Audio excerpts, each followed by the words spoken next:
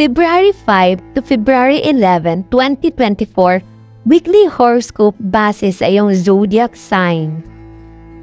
Para sa mga Aries, ang mga hilaw na emosyon ay lumalabas sa iyo at nahihirapan kang kontrolin ang mga ito.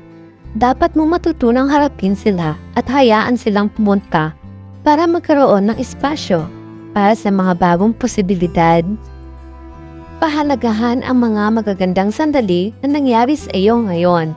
Sa pamamagitan ng pagpupok sa mga positibo, papasukin mo ang kalinawan at kagandahang loob. Depende sa iyong mga mahal sa buhay na bubuhayin ka kapag nalulungkot ka.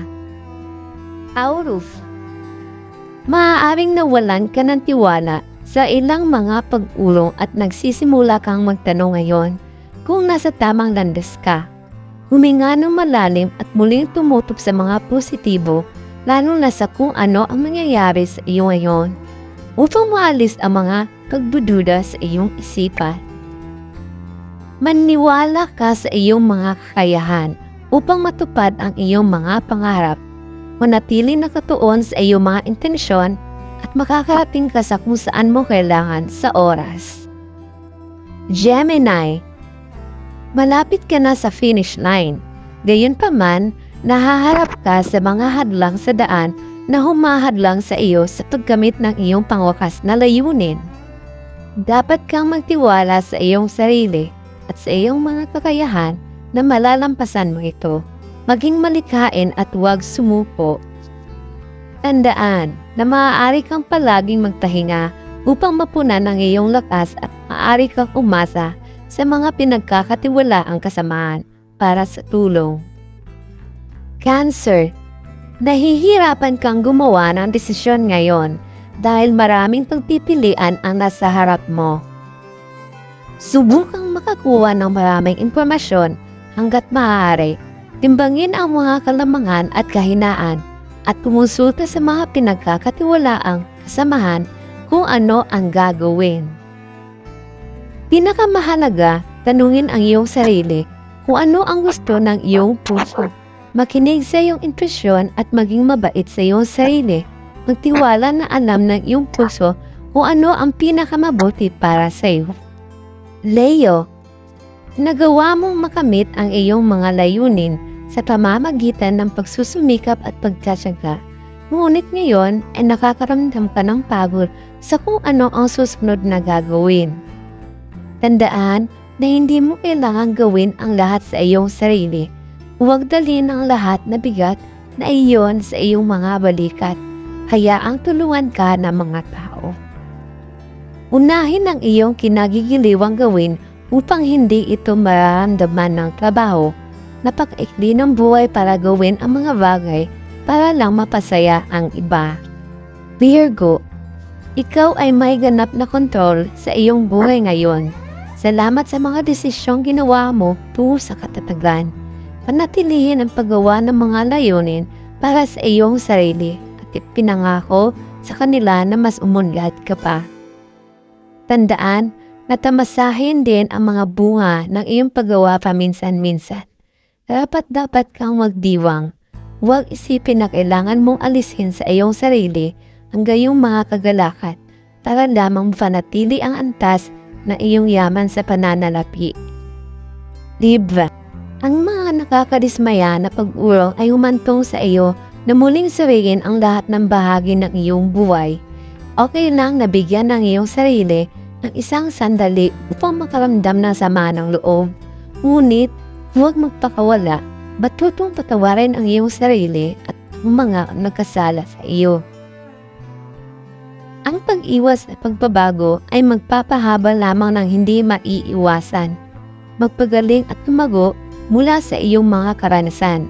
Palaging may liwanag sa dulo, itong madilim na lagusan, kaya chin up at patuloy na sumulong. Scorpio, pinagdiriwang mo ang tagumpay pagkatapos mong harapin at mapagtagumpayan ang isang mahirap na hamon. Nararamdaman mo na ang iyong mga talento ay pinahalagahan, ngunit iniisip mo na ang mga bagay ay masyadong mabagal para sa iyo. Pasensya ka na, huwag hayaan ng mga pabigla-bigla na aksyon na humantong sa iyo na gumawa ng mga walang ingat na pagkakamali. Payagan ang mga bagay na natural na lumaganap at tingnan kung saan ka dadalhin ng tugay. Sa ngayon, pahalagahan ang mga kabutihan na nasa iyong buhay. Sagittarius, magsindi ng apoy sa iyong mga ideya at buhayin ang mga ito sa pamamagitan ng paglikha ng mga layunin para sa iyong sarili ng may kalinawan at pananaw. Bibigyan mo ng kapangyarihan hindi lamang ang iyong sarili, kundi ang mga nakapaligid sa iyo.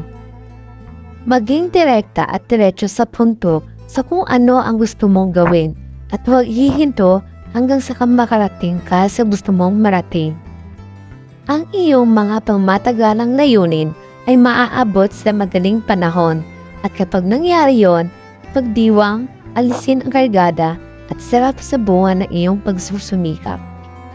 Capricorn, pakiramdam mo ay napapansin na ngayon ng mga tao ang iyong tagumpay at kinikilala ang iyong mga talento. Ngunit, hindi mo pa rin maiwasang maganap ng higit na pagkilala.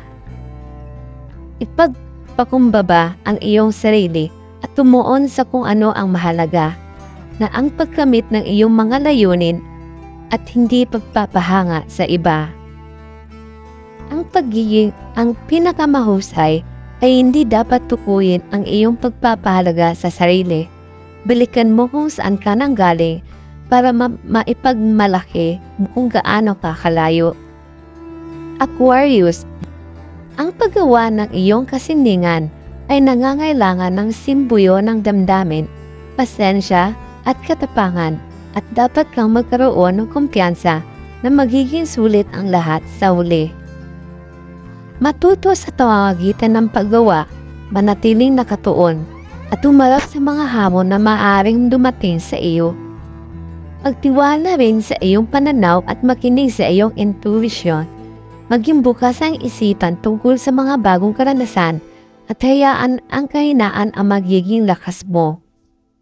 Pisces, ang kawalang kasiyahan sa iyong pang-araw-araw ay humantong sa iyong muling suriin kung nasaan ka sa buhay at kung saan ka patungo. Pakiramdam mo ay hindi ka natupad, maghahanap ng mas malalim na layunin kahit na hindi ka pa sigurado kung ano yun. Sumandal sa katahimikan at makinig sa iyong panloob na boses. Hayaan mo akayin ka nito sa kung saan ka nakatakda. Magtiwala na ang iyong intuition ay gagawin sa iyo patungo sa mga sagot na hinahanap mo.